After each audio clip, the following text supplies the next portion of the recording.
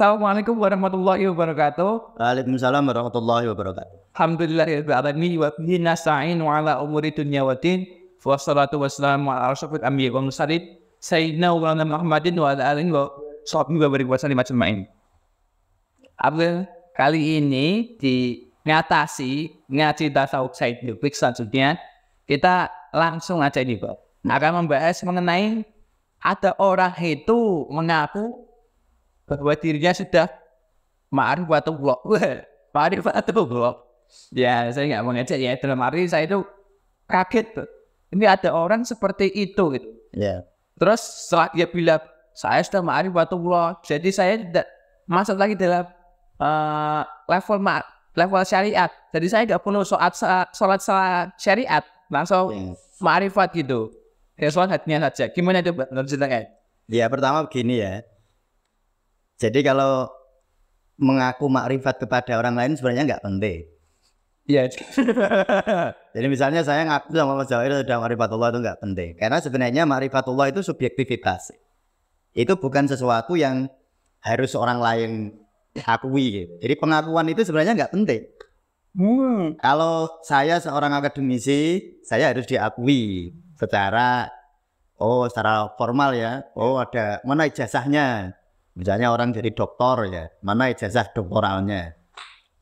Tapi kalau makrifat itu sifatnya sifat begini, Mas Jawahir. Mana arofa nafsahu akot arofa rubah. Jadi makrifatullah itu berasal dari pemahaman dirinya kepada dirinya. Dan ngapain orang tahu itu? Jadi nggak perlu. Jadi nanti Mas Jawahir misalnya nanti dalam perjalanan bertauhid ya, bahwa pengakuan ma'rifatullah itu tidak berasal dari luar, sama sekali tidak, dan nggak perlu mencari pengakuan. Mungkin jangan. Yang ya menurut saya jangan lebih baik. Jangan lebih baik ya. Jangan mengaku pengakuan itu di luar, karena itu sebenarnya bukan sebuah titel akademis yang memang harus diakui kan. Kalau akademis kan harus diakui. Sampai lulus SD mana ijazahnya, lulus SMP mana ijazahnya, lulus kuliah karena ijazahnya kan gitu. Tapi kalau makrifatullah ya nggak perlu, bahkan jangan diumum-umumkan karena itu menaruhkan nafsahu. Apa takut enggak? Nah, kita kembali kepada tadi pertanyaan Mas Jawa ya. Jadi kalau orang sholat nggak perlu sholat jika sudah makrifatullah. Iya. Jadi orang itu sering memahami syariat hakikat makrifat itu kayak level-level. Jadi nek wis syariat, kalau sudah berhakikat nanti meninggalkan syariat. Kalau sudah bermakrifat meninggalkan hakikat, meninggalkan syariat. Terus saya nggak perlu sholat, sudah mau. Nah itu sebenarnya pemahaman bahwa seakan-akan syariat hakikat makrifat itu sebuah level. Kalau sudah sampai di level tertentu maka yang bawah ditinggalkan. Enggak, tiga-tiganya ini adalah perjalanan selama kita masih bernafas ini. Selalu bersyariat, berhakikat, bermakrifat. Jadi kalau kita masih hidup di dunia ini, ya masih hidup di dunia, masih menarik nafas, menghembuskan nafas, ya harus bersyariat. Karena bernafas sendiri itu syariat. Bernafas sendiri itu syariat. Iya, kan itu kan toto lahir. Kata lahir, biar saya itu hidup kan saya harus bernafas. Maka ada di dalam Risalatul Qusairiyah itu ada makalah yang sangat saya ingat-ingat ya.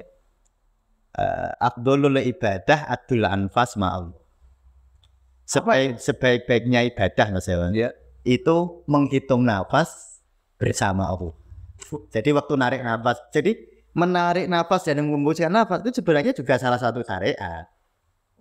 Cuma jangan dibayangkan seperti syariat sunnah. Kan maksudnya apa lahir? Tata lahirnya.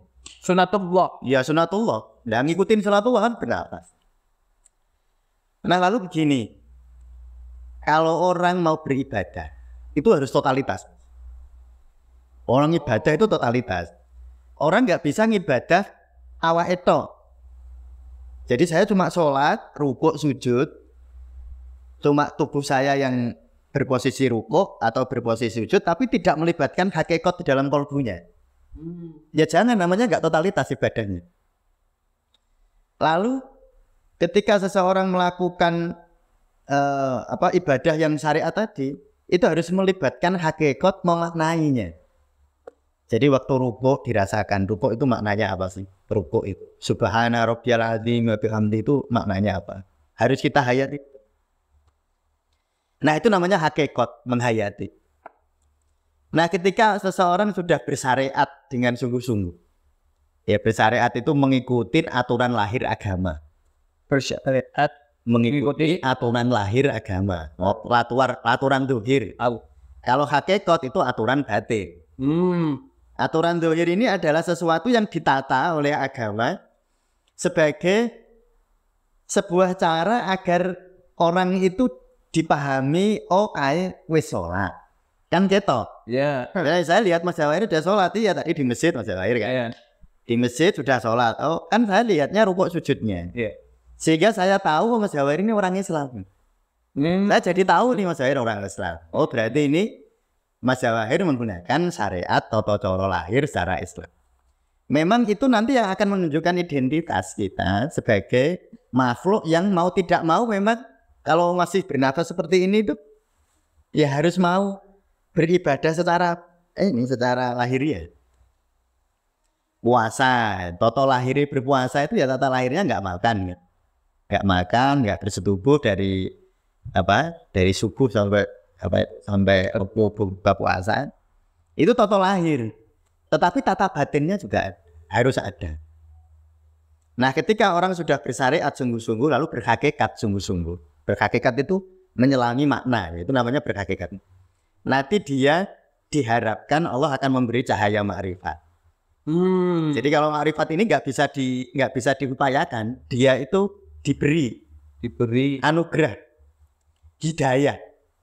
Yang bisa kita ikhtiari itu syariat hakikatnya, itu bisa kita ikhtiar. Jadi kan tadi harapan kita tertinggi itu kan ma'rifatullah. Ya. Kalau dalam Al-Qur'an itu wa ma khalaqtul jinna wal insa illa liya'budun ya. Nah, nanti para sufi lalu menafsiri illa liya'budun itu illa liya'rifun. Bahwa beribadah itu hakikatnya mengenal Allah. Nah, jadi nanti kita berharap semoga kalau kita ngibadahi tenanan, sungguh-sungguh dalam beribadah, lalu memaknainya dengan sungguh-sungguh, dihayati betul, waktu rukuk ya dihayati, waktu sujud dihayati, maka syariat dan hakikat ini akan menjadi undangan, menjadi semacam permintaan kita kepada Allah agar kita diberi cahaya makrifat. Nah, itu makanya kita kalau melakukan ibadah, ini kalau ibadahnya begini Mas. Syariat itu bisa dianalogikan sebagai kulit. Ya kalau HP ini casing. Ya, casing. Hakikat itu isinya. Isinya mungkin apa ya kalau di HP ya aplikasi. Software-nya. Nah, software-nya. Lalu makrifat adalah rasa waktu kita memakai HP itu. Oh, sonilpon, iso gini itu rasanya itu rasa yang muncul. Atau kalau dibayangkan misalnya mangga kan ada kulitnya. Ada. Lalu ada isinya. Ada. Makrifat itu kenikmatan waktu makan mangga itu makrifat. Nah, apakah lalu kalau kita membayangkan syariat hakikat makrifat sebagai buah mangga tadi, lalu kita berpikir misalnya ora perlu kulit. Lah kalau nggak ada kulit bosok. Kalau nggak ada kulit itu bosok, makanya syariat itu sebenarnya penjaga batin wadahnya. Oh, nah kolabnya kalau bahasa nanti di kitab-kitab tasawuf itu namanya kolab. Kolab itu wadahnya. Loh wadah itu penting ya? Ya penting, kalau nggak ada wadah terus gue iseni nanti. Misalnya gini, Mas Jawahir punya air putih di gelas. Yeah. Lalu kalau Mas Jawahir bilang gelas itu nggak penting, lah terus Mas Jawahir itu mau minumnya pakai apa kalau nggak pakai wadah itu? Jadi nggak bisa. Jadi harus ada wadah untuk mewadahi hakikat. Lalu orang kadang-kadang menyepelekan tadi yang diberi contoh kasus tadi Mas Jawahir. Lalu dia nggak mau sholat, nggak mau. Berarti dia ibadahnya nggak totalitas. Ibadah itu totalitas. Jadi bahkan darah kita ini harus diajak ibadah. Maka ada hadis kan ya, bahwa di dalam setiap sendi kita itu ada sedekahnya. Iya. Sedekah. Padahal sendi kita ini ratusan, 200-an sendi. Lihat kapan ibadah ya diajak rukuk sujud. Makanya kalau kita lihat misalnya di dalam Al-Qur'an yang ayat yang sangat terkenal ya, al-yauma nakhtimu ala afwahihim wa tukallimuna aydihim wa tashhadu arjuluhum bima kanu yaksibun. Nanti di akhirat tubuh kita ini jadi saksi. Nanti di hadapan Allah yang menyaksikan, oh Mustamir dhisik salat. Sing jadi saksi kan yang kita ajak salat ini, tubuh kita. Fisik ini. Lah kalau nanti misalnya salatnya di masjid, yang jadi saksi orang lain bisa. Ditanya nanti Allah nih, kamu tahu dulu pernah nggak lihat Jawahir sholat? Oh pernah saya di masjid.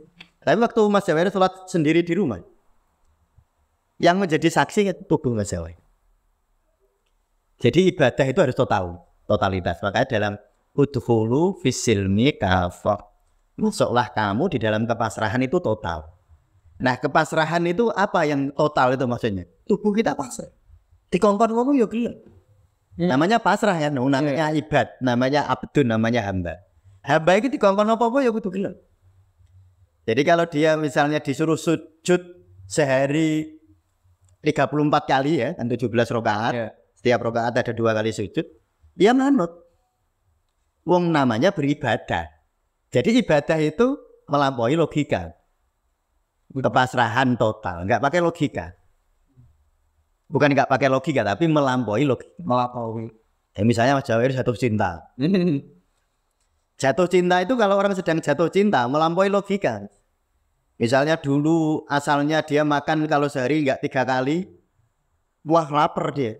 Tapi kalau ketemu yang dicintai, nggak makan sehari asal bersama dia. Nah itu, jadi ketika seseorang itu mencintai, maka tubuhnya bahkan harus ikut menghamba kepada yang dicintai, kan manut.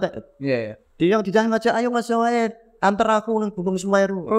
Lah muncak. Ya siap, tubuhnya mau kan, dia diajak oleh kekasih misalnya. Nanti Mas Jawahir kalau punya anak misalnya, nanti Mas Jawahir dari tempat kerja pulang capek, ketemu anaknya ngajak bulanan main-main kuda-kudaan, kita jadi dia di punggung kita. Apakah lalu capek? Enggak. Karena cinta kepada anak harus kita wujudkan melalui tubuh kita ini. Anak kalau digendong, anak minta dipeluk. Apakah kalau cinta itu cukup? Wah, aku sudah mencintai. Lalu setelah itu tubuhnya enggak ikut berbahasa cinta. Ya tubuh harus ikut membahasakan cinta itu. Iya kan? Nah, jadi sebenarnya syariat itu bahasa cinta di dalam tubuh kita. Nah, jadi kalau orang misalnya dia bermakrifat, merasa bermakrifat, lalu tidak sholat, berarti ada bagian dari dirinya yang tidak mau, yang tidak bersedia untuk mencintai. Sama aja peluang dong. Ya, jadinya kurang totalitas. Iya. Kurang, makanya ya tidak seutuhnya. Cintanya jadi tidak seutuhnya, betul. Maka kita kalau jam segini ya, ini waktu isya misalnya, disuruh isya ya mau, ya capek lah ya mau. Memang ini bahasa cinta kita. Jadi tubuh kita ya harus bersedia. Maka di dalam beribadah kepada Allah, misalnya inna sholati wa nusuki wa mahyaya wa mamati lillahi rabbil alamin, yang ibadah itu ya kaki saya ikut beribadah waktu ruku. Yang ibadah ya tangan saya harus begini posisi waktu sujud. Yang beribadah ya harus lidah saya. Jadi itulah totalitas beragama. Nah itu yang disebut religi. Nah jadi bedanya spiritualitas dengan religi itu begitu. Kalau spiritualitas itu tata batinnya saja. Tapi kalau agama ya tata lahir ya tata batin. Tata lahir. Iya, ya tata batin dan tata lahir. Tidak bisa selama kita ini kan Mas Jawahir, kalau hidup kan ada wadatnya. Iya, ada wadahnya. Dan wadah ini yang diajak beribadah. Ya, bentuknya apa beribadah? Ya manut sama aturan yang diberikan oleh orang yang kita ibadahi, pada zat yang kita ibadahi itu, yaitu ya kalau di Al-Quran aqimis sholata, ya kita aqimis sholata. Kalau misalnya di Al-Quran Allah menyuruh kita kutiba alaikumusiyam, ya ayyuhalladzina amanu kutiba alaikumusiyam, kamu diwajibkan puasa, ya puasa. Suruh wudu. Disuruh wudu ya wudu ya memang begitu. Ini tata lahir. Jadi tata lahir itu sama sekali tidak menunjukkan derajat. Oh, kowe isih salat kuwi berarti kowe isih level Syariat. Loh kok koyo kelas-kelasan, itu bukan kelas-kelasan. Itu satu kesatuan. Jadi orang beribadah itu ya tubuhnya diajak ibadah, pikirannya ya diajak ibadah, perasaannya ya diajak ibadah. Kalau sudah sungguh-sungguh ya, jadi saya sholat Allahu Akbar. Kan lidah saya ini ngomong Allahu Akbar. Ini kan syariat atau lahir. Allahu Akbar.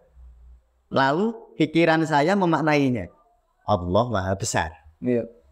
Lalu perasaan saya menghayatinya. Terus saya tunduk nggih ya Allah, Engkau Maha Besar. Dalam hati saya. Ini namanya kita masuk ke dunia syariat dan hakikat. Nah, ketika orang masuk dalam dunia syariat dan hakikat ini, maka nanti akan semoga Allah itu nanti akan memberikan cahaya ma'rifat. Padahal memang tujuannya kita ibadah kan biar jadi insan yang kamil. Iya, ada insan kamil itu ya kamil. Kamil kalau di dunia ini mengikut sertakan lahiriahnya. Oh. Kan kalau kan masih disebut manusia kan. Masih disebut manusia. Ya. Kan malaikat. Termasuk wadaknya ini. Oh. Termasuk wadaknya ini. Nah, sehingga ketika kita beribadah kepada Allah ya harus melibatkan toto lahir, toto batin. Melibatkan syariat dan hakikat. Syariat, Mas ya, ini tak kasih tahu sebuah analogi yang semoga bisa lebih mencerahkan ya. Okay. Syariat itu nanti isinya ma'rifat.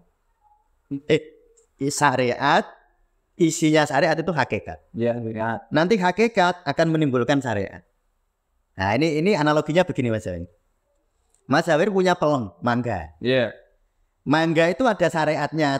Artinya ada bagian tubuh yang nggak bisa kita makan. Iya. Yang itu pelong isinya sama kulitnya kan. Iya.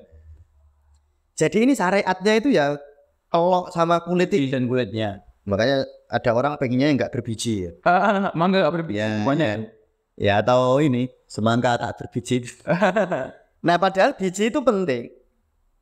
Karena biji itu tadi nanti akan menghasilkan mangga lagi kan.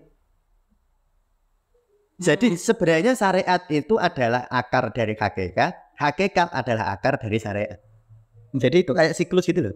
Muter terus. Putar terus kayak mangga, lalu tumbuh, ada mangga. Mangga di sini kita pangan. Syariatnya ditandur meneh, muncul mangga lagi, dipangan meneh. Syariatnya ditandur meneh, muncul mangga lagi, dimakan lagi. Terus begitu. Lah kalau orang nggak mau syariat, nanti hakikatnya nggak lahir. Jadi Mas Zawahir kalau makan mangga, oh nggak penting nih, kalau kulitnya nggak penting, buang aja tempat yang jauh. Nah, lalu nanti kan nggak ada mangga baru. Iya. Sehingga sebenarnya syariat itu di dalam syariat ada hakikat, di dalam hakikat ada syariat. Ini kalau wong pengobatan timur di dalam zin ada yang, di dalam yang ada zin. Nah, di dalam Rahman ada Rahim, di dalam Rahim ada Rahman. Jadi dalam syariat ada hakikat, di dalam hakikat ada syariat. Jadi itu bukan nek wis SMP iku aja nglakoni SD. Itu namanya level. Nah, ini bukan level-levelan, wong ini satu kesatuan. Jadi syariat, hakikat, makrifat itu satu. Ya bukan sesuatu yang lalu kalau di sini ditinggalkan nggak bisa begitu. Nggak bisa begitu. Nah, sehingga ya kita berharap yang kita ini beragama, mempunyai religion tadi. Jadi religion itu sistem beragama. Makanya saya kan menyebutnya, kalau Mas Zawahir lihat tulisan saya, religio psikoneurologi. Bukan spirito psikoneurologi. Jadi bukan spirit. Kalau spirit itu hanya tata batin. Hanya rasanya tok. Hanya rasanya saja. Wah, cuma hakikatnya tok yang penting. Bukan itu, tetapi religi itu sistem agama. Syariatnya yo kita terima. Ibu kita ya harus menghamba. Hakikatnya juga harus kita terima. Kalau kita harus menghamba. Nah, sehingga misalnya tata lahir. Nah, nanti kalau kita lihat di scientificnya ya, scientificnya syariat hakikat makrifat itu. Kalau orang bersyariat, jadi kalau saya membuat sebuah terminologi religio, psiko, neuro, imunologi ya. Religio itu sistem agama, syariat hakikat makrifat. Bukan spirito tok. Nah, spirito nanti cuma hakikat tok. Padahal syariatnya juga bermanfaat. Contoh, saya misalnya membaca Al-Quran secara syariat, misalnya khalaqal insana min 'alaq. Nah, ini kan bergetar di sini. Nanti bermanfaat loh bagi kekebalan tubuh saya di daerah sini, bagi amandel saya bagi ini. Kalau saya membaca Al-Quran misalnya Bismillahirrahmanirrahim, ketika makhorijul huruf, Al-Quran kan makhorijul hurufnya lengkap ya. Lalu air liurnya keluar. Nanti di air liur ini nanti banyak imunoglobulin A-nya. Imunoglobulin A itu yang akan membuat kekebalan tubuh di sini jadi lebih baik. Jadi syariatnya ya bermanfaat loh. Jadi orang yang tahu kayak gini tuh. Ya nanti kawan-kawan kita bahas religio, psikologi. Biar Menarik itu. biar kelihatan saintifik. Sebenarnya begini Mas Jawair, saintifik itu sebenarnya hakikatnya sih tidak penting. Tetapi dari sisi syariat itu layak untuk kita bahas ya. Wong agama itu orang sebenarnya kan tidak pengetahuannya ya. Yang penting itu kan sebenarnya tadi kalau mangga itu yang penting kan dipangan di sini. Tapi jangan sepelekan kulitnya. Itu loh. Lah terus mau sholat mau anu ya repot. Itu podo karo sampean makan buah mangga sing ora ono kulite kan bosok. Makan bang ngomongin rasanya tok. Oh iya betul. Nah, makanya itu tadi ya di dalam syariat ada hakikat, di dalam hakikat ada syariat. Ya. Gara-gara ini, wah, ini sangat menarik banget ini. Apalagi mungkin ini dari dulu yang masyarakat masih bingung, apalagi ya entah oknum ya, saya nggak menyalahkan juga atau menilai sesuatu.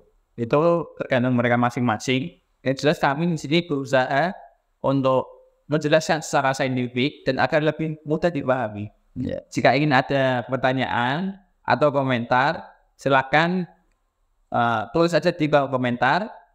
Jangan lupa like jika suka, dislike jika tidak suka. Assalamualaikum warahmatullahi wabarakatuh. Waalaikumsalam.